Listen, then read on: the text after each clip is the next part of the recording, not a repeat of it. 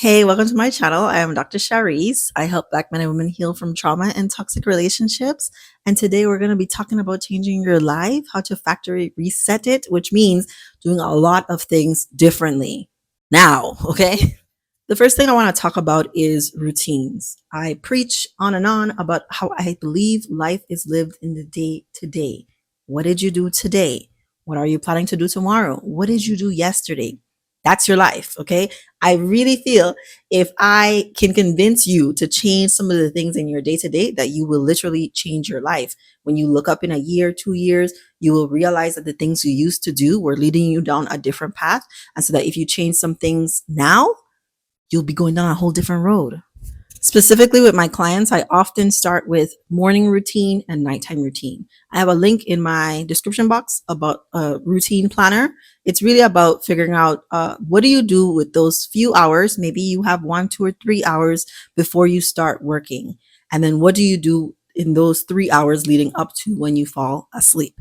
I strongly believe if you can make some changes there, you can change your life. I'm going to start talking about some of the detailed things you can do that changes things, like resets things, puts you on a different path. But first, I want you to examine, what could you be doing in the morning? Drinking more water, exercising? What could you be doing in the night? Reducing your social media time, reading a book?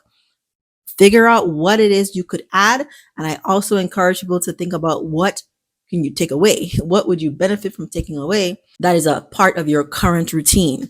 I'm thinking about doing a video on alcohol and drugs because I believe some of you are abusing those things or coping with those things. And I would never encourage anyone, even my clients, to cold turkey stop anything. If you feel called to do that, go ahead. But I do encourage taking a look at it and seeing how can you reduce the frequency of use from your daily routine. The next thing I encourage you to hit the reset button on is what you're feeding your brain. And so I put down books and or podcasts, right? I know not everybody reads. You should. But I know not everybody reads or enjoys reading. That's one of my hobbies, right? I read 100+ books every year. If you don't like physically picking up a book, I think audiobooks still count as reading. You're getting the content in. But if you don't like books at all, I do think reputable podcasts can be helpful. So look at the podcast that you are currently listening to. Okay. Books you're currently reading, whatever it is that you're intaking. I'm not counting social media on this because I want factual, actual, or creative things to be a part of what you're consuming. Do you need to reduce your usage of self-help books? If all you've read this year are self-help books, I strongly encourage read a novel. Okay. Their Eyes Were Watching God is one of the most powerful novels. So look at the classics. Look at Black women authors who've created books that reflect the time. But being a Black woman, regardless of the time, means there is some struggle, okay? That there is a societal pressure and influence that makes things more difficult, right? Not that you can't thrive. Literally, my whole channel is about being a Black woman and thriving and encouraging other Black women to do things in a certain way so you can thrive too. So some of these books, I've never read a Octavia Butler book, but if you like fantasy, read that. If you like romance, read that. If you don't know what you like, consider reading those things. And to do a similar thing with podcasts, I don't encourage like political podcasts. If you are doing a lot of dating podcasts, I would say reduce it. Find some things that stimulate your creative side or give you a broader understanding of the world or what other people's experiences are like that might inspire you to want more for yourself or in an area that you want to learn more about. If you're not reading any self-help books, right? So I'm just saying do the opposite. This is a reset. And so for different people, it'll be different things. If all you're reading is smutty books, okay, girl, they have a time and a place, right? If you want to level up your life, if you want to be doing things in a certain way, maybe it's time that you read a self-help book. And there are so many. I think they all say the same thing. There are a few that I think actually channeled God when they were writing them that I've talked about on my channel. So I have a playlist on books to feed your soul or something like that. Books to teach you, books to something. A whole playlist are just about books because I read so many books, but only a certain few move me. Doesn't mean that other books are not great, but you know, it might fuel you. but that the ones that are on my channel I think are exceptionally great. I'm not really a podcast listener. Some of my favorite podcasts got canceled. There was this one with two Black women that I really enjoyed. They talked about pop culture stuff in a very like nerdy, quirky, hilarious way. And as a awkward Black girl, I fully saw myself in some of their content. And so I would encourage that you find people also that reflect your experiences. For me, a lot of my experiences are reflected by people who are deeply spiritual and are looking for the light and want to shine the light on other people and encourage people in a very loving way by pulling them in and calling them in and encouraging and teaching versus condemning, right? I don't listen to anybody condemning. Don't listen to like negative people. Don't look at people who are playing the victim, whether they're doing it from like a place of superiority or a place of victimhood. Like all of those things are not going to be helpful for resetting your life to go on a path of positivity. The next one is boundaries. And I did a video recently about, I don't want to say her name. I'm like done saying her name. So there's a video about boundaries that I did that covers boundaries with other women. And I highlighted how you do different, you are you in all of your living situations in work life and social life. And so your difficulties with boundaries it's impossible that they're only existing when it comes to men. I just thought I would have more time. That your boundaries, you need to take a look at what they're like at work. You need to take a look at what they're like with your family and with friends in all areas of your life. So, do you have good boundaries? How do you know if you have good boundaries? If you can say no to something you really don't want to do and you feel fine, like you feel at peace, you're comfortable, then you have good boundaries. This is not a shouting at the rooftops no or angry no. This is just a no, thank you, or I'm not available for that, or maybe next time, right? And you can walk away feeling okay. I think you have good boundaries, and that's in everything. Can you tell your partner no about something? Can you tell your friend no? Can you tell your coworker, boss? Can you tell these people no? Get somebody else to do it and feel okay. If you cannot say no, right? If you keep saying yes to everything, if you have like really rigid boundaries where you say no to everything, that's also a sign of poor boundaries. Then it's time to figure out like, what does balance look like? What does it look like to prioritize yourself, to not take other people for granted, to not let people take you for granted? That you say yes to some things and it may mean sacrificing, but that the other person on the end would reciprocate. And so it's worth it. It really just depends. I have a lot of videos about boundaries. It's definitely one of the things I've had to work a lot on. Because if I had put you on a pedestal, girl, you could have walked all over me. But I strongly encourage figuring out like, what's the balance? What do you really want? Prioritizing yourself, learning how to say no. There's lots of ways to say no that don't include the word no. And then working on any feelings of guilt that you have. But I do think if you can figure out the boundary thing, this is one of the other ways you can reset your life, because you'll realize people will respect you. You'll be confident. You'll feel good about yourself. You'll get the things that you actually want. People will show up for you in a certain way because you will X out the people who are not. You could change your whole life.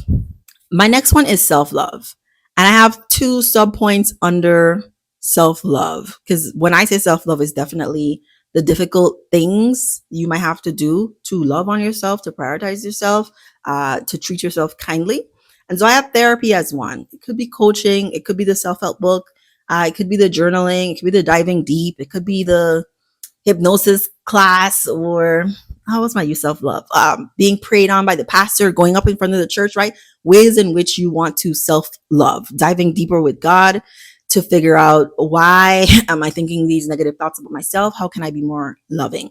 And so I think shining a light on the dark places in our minds, in our hearts, can be extremely powerful for resetting the way you do life, shifting your mindset completely so that you are embracing abundance and letting go of any scarcity. Strongly encourage it. Okay. Shadow work, all that stuff.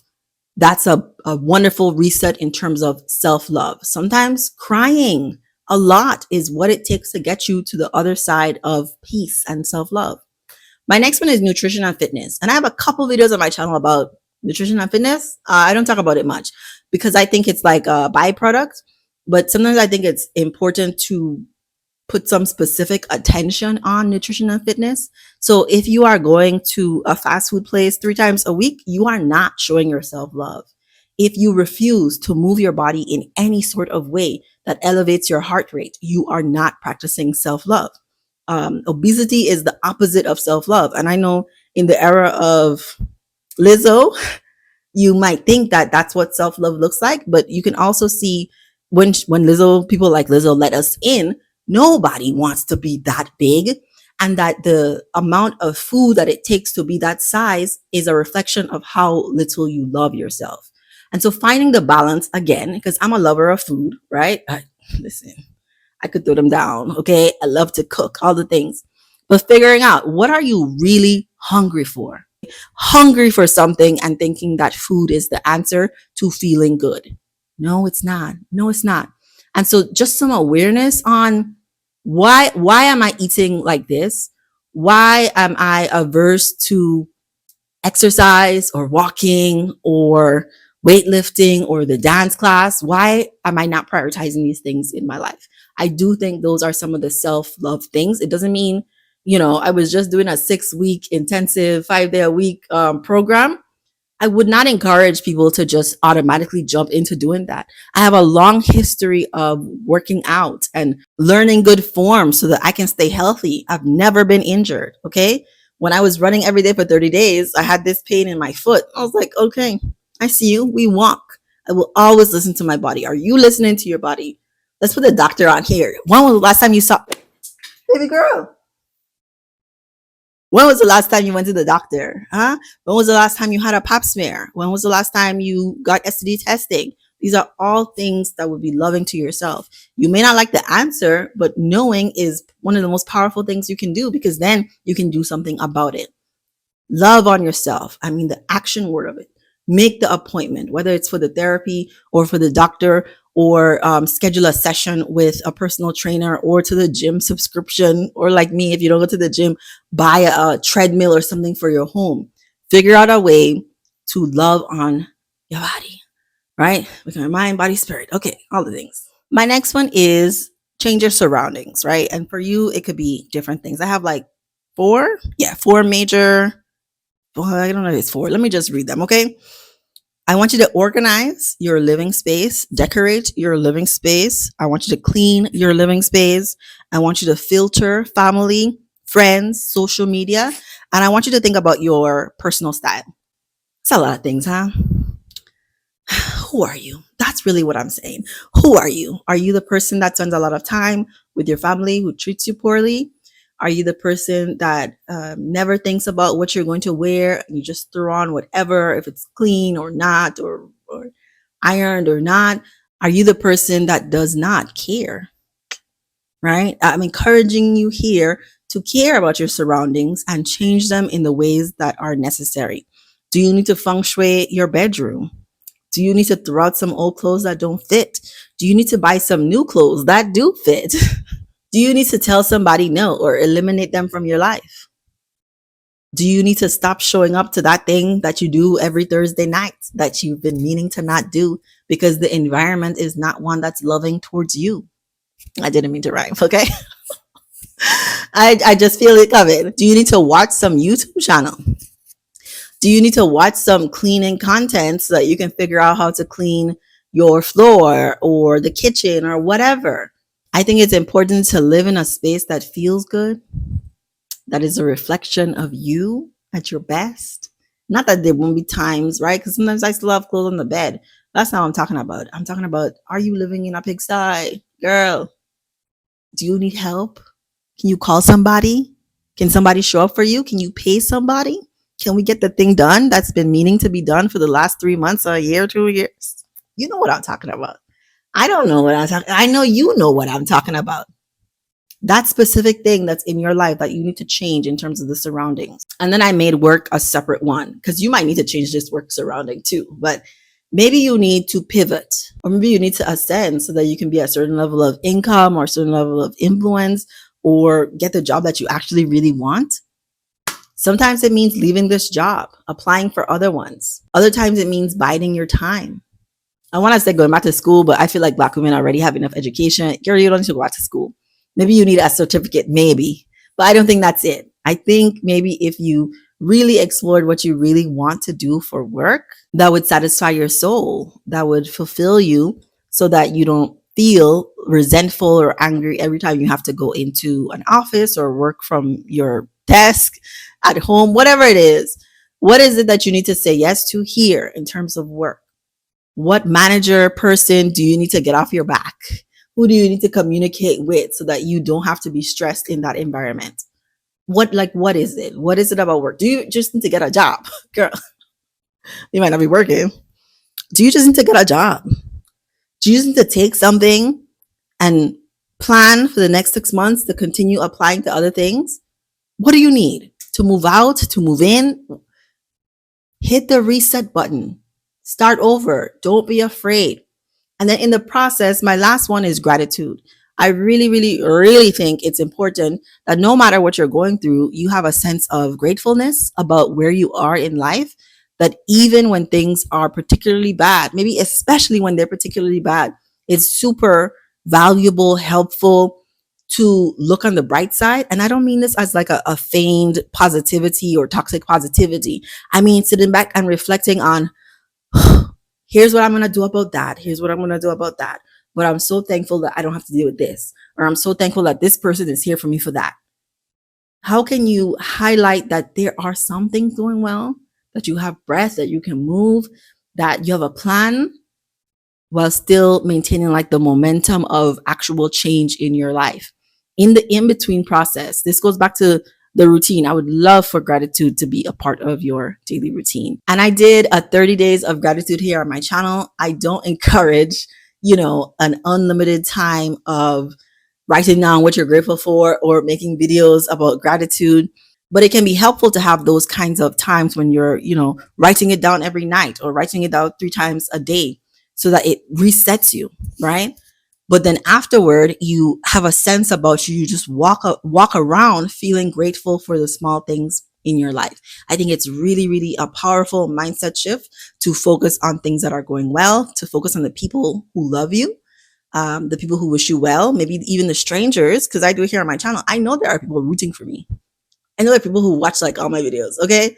I see you. I appreciate you. I value you. I'm so thankful. And I want you to imagine that there is somebody, maybe even your ancestor, who has been rooting for you, who wants the best for you, who thought about you before you even existed and wants you to be happy here, wherever you are, to be happy. I want you to be happy. I hope you are happy. I want you to be happier then. I want you to have more joy. I want you to thrive. And I do think hitting the reset button on your life in many ways can help you do that. Maybe it's about removing some things, maybe it's about adding some things, but mostly I think it's about finding the balance, educating yourself so that you can live the life of your dreams. It's really what I wish for everybody. Okay. Let me know what you think in the comments. Anything else you think people should hit the reset button on? Give this video a like if you enjoyed it. Subscribe for more videos like this. Share it with a woman who you think needs to hit the reset button. And thank you for watching.